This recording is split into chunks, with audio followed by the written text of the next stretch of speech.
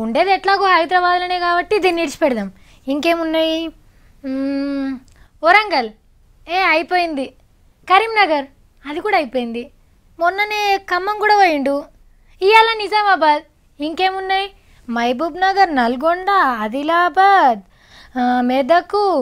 ఇక రంగారెడ్డిని అయితే సపరేట్గా పోవాల్సిన అవసరమే లేదు, ఎందుకంటే హైదరాబాద్కే ఆనుకొని ఉంటుంది కాబట్టి. ఇంకేమున్నాయి? ఏంది ఆమెకే ఏందో ఏందో చెప్పుకుంటుంది, అస్సలు ముచ్చట చెప్పకుండా అని అనుకుంటురా? సీఎం సారు నిజామాబాద్ పోయిండులా, రేపు కూడా ఆన్నే ఉంటాడు. మరి సార్ అడుగు పెడితే వరాలా అని ఎట్లా గురుస్తుందో మీకు తెలియందా? చూడుండ్రి మరి నిజామాబాద్ని ఎట్లా మార్చిపోతుండో.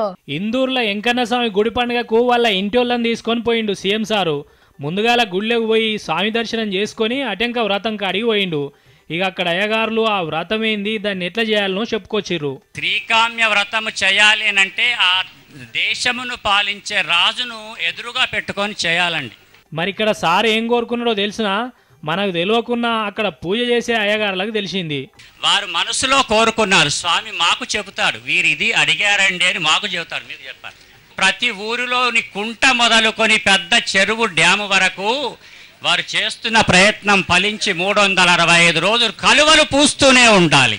ఇక ఆ నుంచి పోయి జిల్లా ఆఫీసర్లతో మీటింగ్ పెట్టి జిల్లా బాగా కావాలంటే ఏమేం చేయాలనో చెప్పిండు. కాదా బాబు, మంచినీళ్ళు లేకపోతే మేము ఓట్లు అడగమని మమ్మల్ని ఓడబడతావు ఏంది నువ్వు? లేదు సార్, అంతకన్నా ముందు మనమే ఇద్దాం సార్. అరే మేము నువ్వులే మా మీతో మంచిగానే ఉన్నాం కదా ముందు మనమే ఇద్దాం సార్. ఇగో ఇట్లా అన్ని తీర్ల ప్రాజెక్టులు పనుల గురించి మాట్లాడి రేపు కూడా ఇంకిన్ని చర్చలు చేద్దాం, ఏడికి ఓకుర్రని ఆఫీసర్లకు చెప్పి ఇలా కేసీఆర్ సార్ కూడా అన్నే ఉంటారు అన్నాడు.